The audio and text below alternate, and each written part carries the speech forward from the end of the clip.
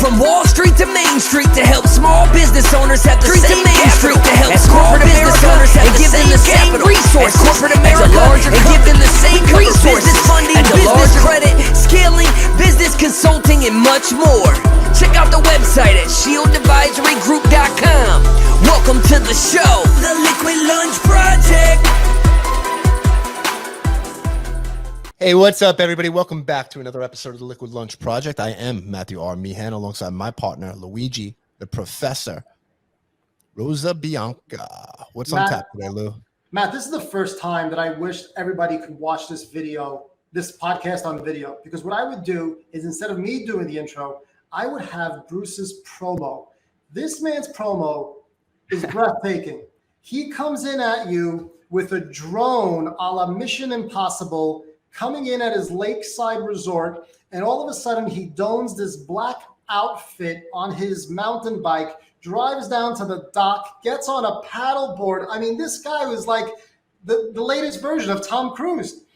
And he's also the CEO of InspireYourBuyers.com, president of the National Speakers Association, and a downright decent guy. And most importantly, and this is something that I really want the audience to grab, his latest book, Inspire Your Buyers, Go to Market with a Story That Sizzles. Bruce Scheer, welcome to the podcast. Oh gosh, guys. Lou, thanks for the introduction. How beautiful. And man, your audience is so darn lucky.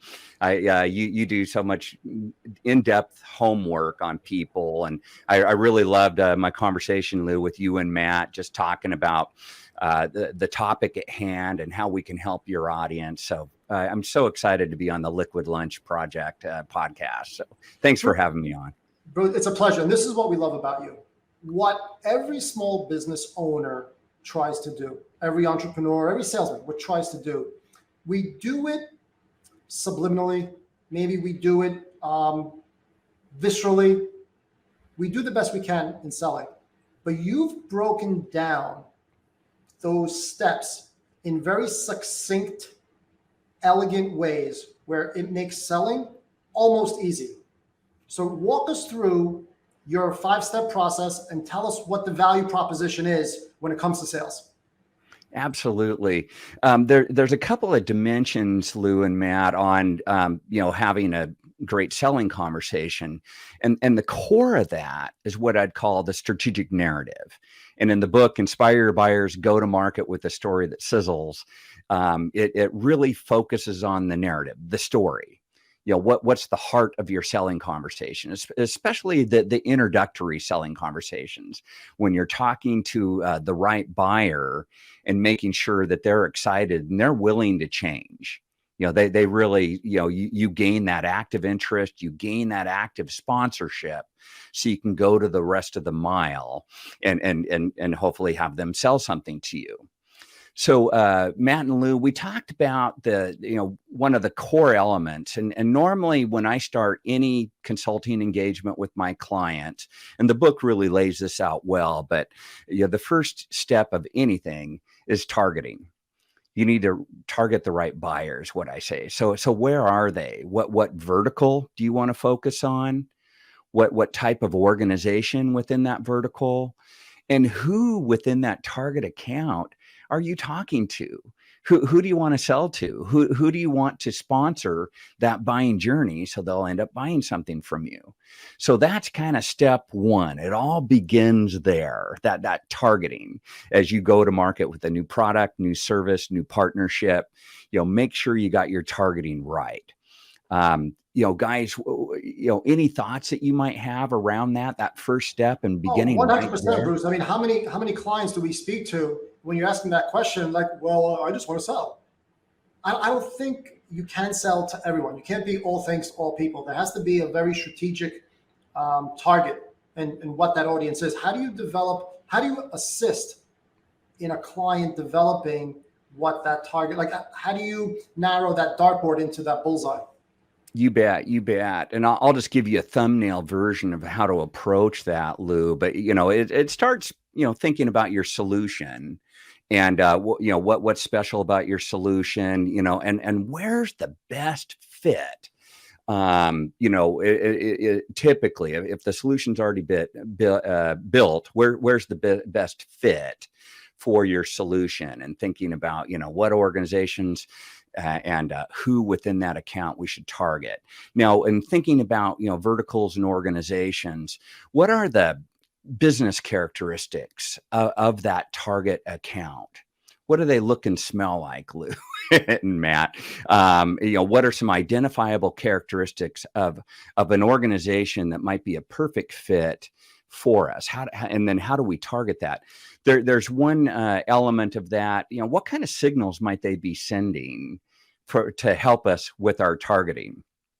And Lou, at one point in time, I was helping an organization, early stage organization that was trying to scale, thinking about organizations that would be the best fit for their IT services. So they were offering managed IT services to small and medium-sized businesses.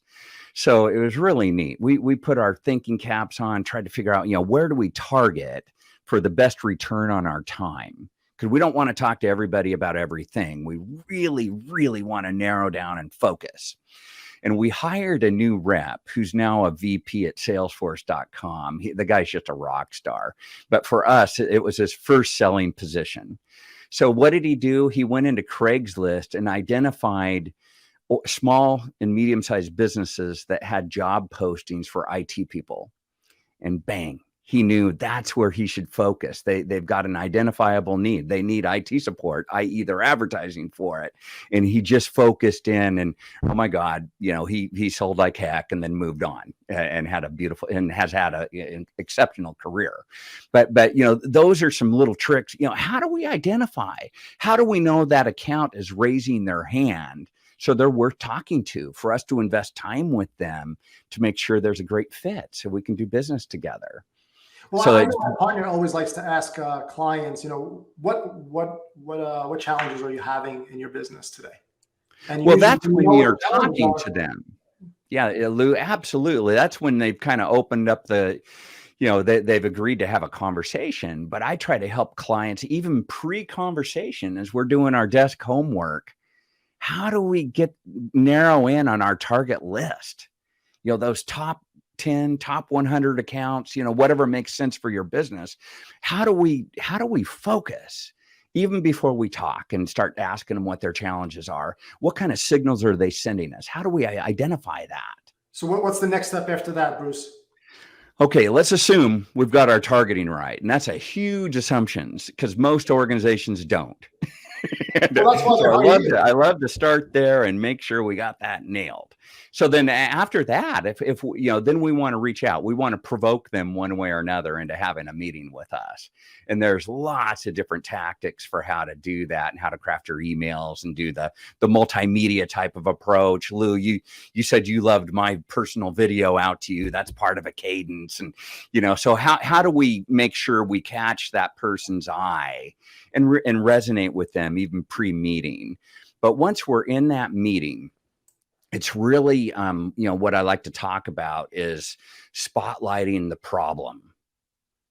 What's the problem that prospect has that they might realize? They might not even realize it.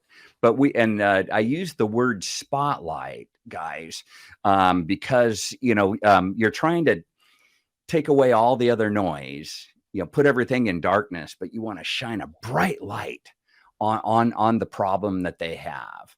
And so I'll show you guys a visual of this. And my wife, and for the listening audience, my wife drew for me a big hairy ball with a spotlight directly upon it. And that's what you're trying to do. And you want to spotlight it. Matt, this guy's got visuals. He came prepared. Holy cow. Absolutely, Lou. Perhaps not my first rodeo. But, we want to highlight that problem. And one of my clients taught me this word. I learn from clients every day. But he said, highlight the big ugly. And you can see that big hairy rubber band looking like a ball. That's the big ugly. And so we want that prospect to really see it, hopefully see it in a new light, a way they haven't thought about it before. It might be a complete blind spot, or maybe they've been aware of it, but just that, they took it as a given. But we want to spotlight that thing and just make sure they see the ugliness of it. And how much is it costing them in money, in time, and resources? What's the cost of that big ugly? So that's the problem step. And guys, does that resonate with you, Matt and Lou? And just in terms of how you have conversations, a lot of people do this intuitively, but I'm trying to make sure it's a very concerted approach and spotlighting that. If you're asking Matt if he's got big, ugly, hairy balls, yes, he's got a lot of Oh my goodness. All right. Matt, I'm sorry about that, but hey, we won't spotlight those anymore. No, that's not a good thing. All kidding aside, this is brilliant, because basically you're trying to make the client's problems not only your foot in the door, but also this is the path to success. You bet, guys. Matt, anything to add on that? Or No, I definitely agree, and I know that we train our sales team to do that too. And every sales job position that I've been in it's always find the client's need and solve that need. Right, that need is the problem in your aspect. absolutely, guys. Yeah, and I always tell my the sellers that I serve, if you're not getting alignment on that problem, just don't even move forward. You're wasting each other's time. And there's a lot of data around this. A beautiful study that was featured in a book, Thinking Fast and Slow by Daniel Kahneman. He did a bunch of research on this, and humans are irrational. I don't know if you guys realize that yet. I know I have, especially sometimes in interacting with my partner, my wife. I sometimes logic is defied, but humans are irrational, and pain is at a 2x more motivating to somebody, getting rid of that pain, than the gain. At a 2x in terms of a motivating factor. Makes no sense logically. But, just the fear of losing something or leaving money on the table is a 2x factor in motivating somebody to want to change. And that's what you're trying to do with your buyer. You're trying to motivating them to change, which is a big deal. So, I always say start and stop with that problem. Make sure you've got that nailed first and spotlight that thing so you guys can both agree on it. The next step, I talk about, helping that buyer envision the outcome. I'm showing you, for a viewing audience, I'm showing a rainbow here in a cloud. People are looking up, what's rainbows and unicorns and life on the beach look like? When that problem goes away or is minimized and you go into a new space, what's beautiful about that? And what can you agree to with that buyer about that envisioned outcome is what I call that. So you really want to anchor on that outcome. And I see people skipping this step, so often. Any thoughts, guys, that you would add to this thought? Well, that's the classic aspirational, right? Absolutely. Yes, Lou. Yeah. Classic. But what I'd say is the order that I'm delivering these is a little different. So we started first with that problem. Then we're moving straight to this outcome state that we want to help that buyer achieve. And which is abnormal. What I normally see is sellers want to talk about themselves and their stuff. They want to talk about the solution, the features, the attributes, the benefits of such. They want to talk about, hey, we did this, we built that. Yeah, and get into some eye language around what we have to offer you. I don't know if that's necessarily true, because the old adage is sell the sizzle, not the steak. Mm-hmm, right. Mm-hmm. So that's been around for years. It's the buyer's journey, right? And this is the way I've been taught to sell forever. So what do you do different? Well, here's what typically happens differently. Normally a new seller, they're taught about the solution, the features of the solution, the benefits, the functions of that solution. Normally, if I join an organization, I'm going to go into product training and I'm going to find out all about that. And then when I call up, chances are the majority of my dialogue is going to be about me and my solution that I have for you.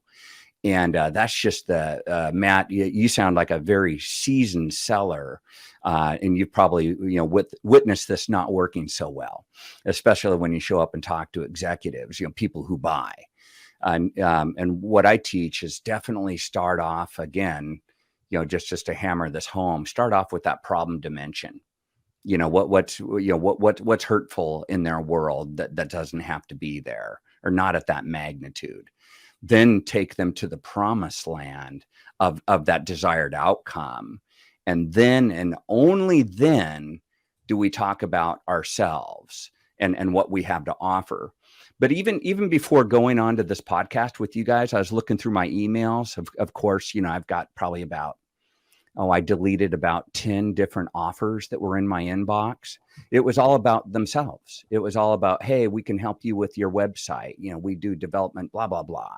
I'm just trying to think out loud what the ones that I just deleted. But, it was, it's all about them and what I have to offer you. That's not the start of the dialogue, Matt. It's really starting around the problem domain. Hey, Bruce, I'm seeing this problem across so many different clients that look like you, and they tell me about it, and here's how they characterize it. But what about you, Bruce? Tell me about your situation. Are you seeing this in your world? So we're talking about their problem domain, nothing about us. Just what's the problem that needs to be solved for. And then, and only then I'm like going, well, hey, Bruce, it doesn't have to be that way. We could achieve something like this together. Holy shit, really? Wow, that sounds really cool. What would be the benefit to you, Bruce, if we were able to achieve something like this? Oh my God, I'd get to keep my job, and blah, blah, blah, blah, blah. And then, and only then, well, how do we get there? Matthew, I'm sorry, just for the sake of context, if you could just explain to the audience what you meant earlier by sell the sizzle and not the steak. Just want to make sure everyone's on the same page. So when you're selling the sizzle and not the steak, everybody knows what the steak is, right? There's no reason that somebody comes into my car dealership versus Luigi's car dealership when we have the same car. Chances are they've already done their homework and they know everything about the car. So you spend less time on the car and ask them more of what the uses of the car, how it would make them better and enhance and take care of those problems, right? When I used to work on Wall Street, it was very simple. I would get somebody on the phone. It would be a high-powered executive, Fortune 500 CEO. He did not give a shit what stock I recommended. He cared about three things: what price he paid, what his risk was, and more importantly, what his reward is. And then I had to tell him how great it's going to feel for him when he's on the golf course with his buddies to tell him how he made money in that stock. Yeah. No, I love it. No, I'm speaking to a seasoned seller. Obviously, Matt, you've got the chops there. I love it. It's funny that you used the car dealership example. I was doing a project for eBay Auto. If you guys have ever heard of that, they sell thousands and thousands of cars each year. And I was working with their sales team, and I asked them, hey, let me know who's the number one dealer in the country for you guys, and I want to give them a call. And so I did that, and it was Lexus of Atlanta. And I gave them a call and I said, hey guys, I just want to understand what the buying dynamic is here. I'm working on a story for eBay Auto, and I want to help their sellers be successful. And I know you guys are just hitting it out of the park. And one thing that just blew me away, Matt, is, and I'll test you guys just for fun, but say you've got 10 buyers who bought their car on eBay, paid for it. They hopped on a plane and flew to the Atlanta airport. They took a train from the Atlanta airport directly to that dealership. And then they grabbed their car and drove home with that car that they just bought. They just needed to go fulfill it at Lexus of Atlanta. That's where the car happened to be. Out of the 10, how many drove away with the car that they bought? Just curious. I have no idea, but I'm going to play slim and none. Yeah, not knowing the typical car dealership, I'd say maybe one, perhaps two. No, it was 8 out of 10 drove away with the car that they bought. The car they ordered? Yeah, that they paid for, Lou. They paid for it. They did all that desk-based research, all the reviews, consumer reports, and everything else. They bought that sucker at a great rate. And they just went to get the keys and drive it away. Switch. We haven't got the I was waiting for material. yeah, sorry. I don't know what happened. No crappy tactics like that. These guys are total pros. All they did, though, is they just really walked through this model of, hey, what's the problem we're solving for? You know, they'd go, hey, Bruce, tell me a little bit about your life. And I'm like going, well, okay, I've got 3 kids and wife, and, you know, I'm typically doing different things. So Bruce, let me ask you this then. You bought a Porsche. How does that fit into all that? You know, and then they help me understand a problem that maybe I didn't even see. And then I drove away with a minivan that was a sports version, so I could still try to be cool, but yet get my kids to soccer matches. But having said that, and understanding that model, we're using car dealerships. I'm just expanding on that same analogy. But given that those stats and how knowledgeable the average consumer is there really a need for a franchise model? Couldn't Lexus just deliver the car straight to the person's home? And again, we can apply that to any business, right?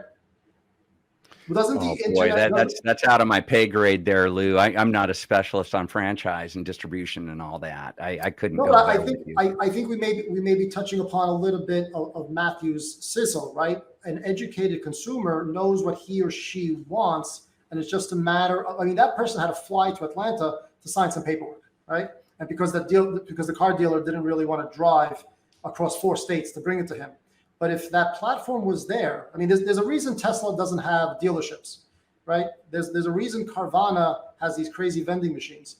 Is ultimately, it's not the infrastructure. It's because the consumer, more times than not, knows what he or she wants, or at least can use online education to inform himself or herself of what he or she wants.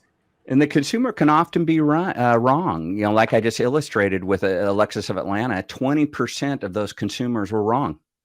They bought and paid for the wrong car, and they switched them into something that was a better fit. And if I could give you guys an example of this, don't trust your buyer that they know everything. Oh, there's an example. On my front porch right now, there's about 4 boxes going back to Amazon. Yeah, seriously. Yeah, perfect case in point. You did the homework. You showed up and you're going, what the hell is this? But yeah, guys, just real quickly, I got a fun story that illustrates this point, I think, so well. But during the pandemic, Lou, when I made that fancy James Bond looking, or Tom Cruise, maybe I don't look as good as Tom Cruise, but I'm trying. When I made that video during the surgery, man, you're 6 of one, half dozen another. Well, during the pandemic, early in the pandemic, my brother gave me a call. And I must admit, I think he's the smarter brother than me. You know, I hate to admit it, seriously. But, you know, he's a retired doctor, and he gave me a call and goes, hey, Bruce, guess what? And I'm like going, hey, what, Steve? And he's like going, Dad wants to sell his boat. And I'm like going, okay, where's this going? He's like going, yeah, well, you know, I was out there. I worked with him on it to kind of get it fixed up, but he wants to sell it. And I'm like going, okay. And he wants to sell it on Craigslist. And I'm like, just at that point, I'm like just going, oh, shit. That means I'm selling it on Craigslist. You know, my dad's 92, guys. And, you know, and he can barely turn on his computer and do email, let alone post something on Craigslist and manage all that. So I'm like, oh, great. So I'm kind of feeling depressed, thinking I just got a hot one throwing over, you know, a monkey on my back. And my brother's like going, well, Bruce, I thought you might want it. I'm like, what? Why in the hell would I want an old, nasty, polluting fishing boat? You know, and Lou, you mentioned Tesla. I had just bought my Model 3, just got it right before the pandemic. And I go, is it electric like my model, you know, like my new Tesla? Is it a 49-inch monitor like sitting on my desk right now? Because I'm kind of a tech gadget freak, guys. He goes, no, I wasn't thinking about that. And I go, well, then why in the hell would I want it? He's like going, Bruce, how long have you been living on an island? And for your viewing or listening audience, I live on an island right across from the Seattle airport. And I'm going, oh, Steve, I've been here 16 years now. He goes, yeah, you've been there a long time. He goes, man, 16 years living on an island. I would just feel trapped. You know, trapped? What the hell you mean trapped? And he's like going, well, yeah, hey, what happens if that ferry system breaks down? What do? I just feel trapped. Oh, where's she at? That earthquake that's supposed to hit the Pacific Northwest and kind of wipe out everything left of I-5? You're left of I-5. If I'd just feel trapped if I didn't have a boat and try to get out of there. And I'm like going, well, I don't feel trapped. I've been here 16 years. Life is just fine. I'll call you back tomorrow and get the details on the boat. We'll get that thing sold. So anyways, luckily he called me on a weekend because that night I didn't sleep very well, kind of tossed and turned and, felt all nervous and everything. Home, my kids are back for the pandemic and I'm like, okay, I got a family to protect. So I called him the next day and I going, hey, Steve, guess what? And he's like, what, Bruce? I'm like, well, I'm feeling trapped. He starts laughing a little bit and he's like going, oh, I hope you would, and I'm like going, well, why else would I want to get this nasty boat? He goes, well, Bruce, across the Puget Sound where you live, about every mile there's a marina, and your wife loves to eat out. Cindy loves to eat out. So you could go marina by marina, ordering takeout food, and then just have the time of your life, have a hell of a time. And I'm like going, whoa, fun and happy wife. I'm into that. That's, I love the fun. The happy wife kind of makes things fun too. That sounds really, really cool. And I'm like, just going, well, Steve, would Dad's old nasty fishing boat, can I take it out on the Puget Sound? And he's like, well, it's 14-footer. It's got a lot of draft. Yeah. You could get out and about in it. And it's running like a top. I just fixed it up. And I go, oh my God, that sounds really cool. Well, what do I need to do to kind of get this thing in place? And then he, how do I go get it? And he goes, you still have that old Lexus? And I go, yeah. And it does have a hitch on it? And I go, yeah, for my mountain bike. What size is it by any chance? Do you know? And I go, 2 inches. He goes, sweet. All you need to do is buy a ball and you can tow that thing. It's easy to tow. Where would I put it? And he goes, do you still have that little parking area on your property? Yeah, just stick it there. No problem. And then he answered other questions about maintenance, etc. But he really took me, and just to illustrate the model I was talking about that's featured in the book, he had a boat to sell, but he targeted the right buyer. He targeted on me being, trapped on an island without a boat and with enough money to buy one and a place to store it, et cetera, et cetera. So I had all the characteristics of the target audience. I just didn't really know I had a problem until he spotlighted it for me. He spotlighted that problem so much so that I lost a little bit of sleep. And he anchored that problem with one word: trapped. There could be another explanation to that. Your brother may be a really good Catholic. Okay. He gave you the old Catholic guilt. Yeah, he totally did. Seriously. No, I'm telling you, some of the best sellers in the world are doctors to try to get their patients to change. But yeah, he just brought the experience big time. But he nailed my problem. Then he went on to tell me about, hey, fun and happy wife. He helped me envision this outcome that would be really, really awesome. Once he sold me on that, then it was just a downhill slide, he talked about the boat a little bit, and, I'm already on boat number 2 and I almost bought boat number 3 this year, but, he just got me started, if you would, and then just laid out those next steps. So I could truly go and buy that boat from my dad. My dad, offered to sell it to me for $2,000. I countered with $3,000. And then we met in the middle at $2,500. And so I thought we did a pretty good deal. And then I sold it for twice the amount. But anyways, another topic. But he kind of got me that gateway drug into boating, and I've been boating ever since. And Matt, back to the point, no way in hell I would have ever bought a boat. I'd, been boating a lot of my life, and it was always better to be on somebody else's boat versus me owning it and paying for it and everything else. And, he truly taught me a new way, and I'm completely grateful for it. But, he highlighted and showcased an unconsidered need that I never would have dreamt I'd move forward on that. but he showed me all the ugliness of my ways and took me to the promised land. Awesome. So Bruce, why don't you tell the audience where they can find your book, find you on social media so they can connect?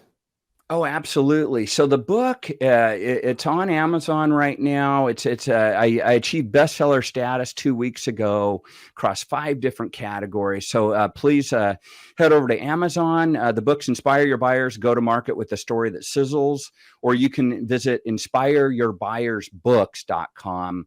Especially if marketing's another one of your areas. I collaborated with another bestseller. It's called The Most Amazing Marketing Book Ever. And I wrote a book on marketing measurement. But anyways, there's a couple books being featured there. And I just hope that'll be helpful to everybody. And please connect with me on LinkedIn. I love to publish and talk about things that I think are acute issues, and especially in the environment that we're in right now. So I'd love to be connected with your audience and be helpful in any way I can. Bruce, thanks for being here. We want to be respectful of your time. I have one question for you before I let you run, right? So what's your favorite sales book of all time? Inspire Your Buyers, Go to Market with a Story That Sizzles. This one right here, because I wrote it and really had a good time. Do you want the second best? No, I'm kidding. I've read so many sales books. I love them. Oh gosh, where would I begin? I think your audience is in the, many people with small businesses, mid-sized businesses, et cetera. I really love this book, Built to Sell, where you're really thinking about the end game, what it's all about, and how you want to build a thriving enterprise, one that you can even sell your business around. I think that's a beautiful book that helps some budding entrepreneurs and business builders kind of think about the end game. Once you envision that outcome, then you can build towards it. And so I think that's very wise, taking a strategic lens to it. Bruce, thanks so much. Everybody, that's a wrap of the Liquid Lunch Project. We'll see you in the next episode. Thank you for listening to the show. And make sure you subscribe, leave a review, and share it with a friend. We'll see you on the next episode of the Liquid Lunch Project.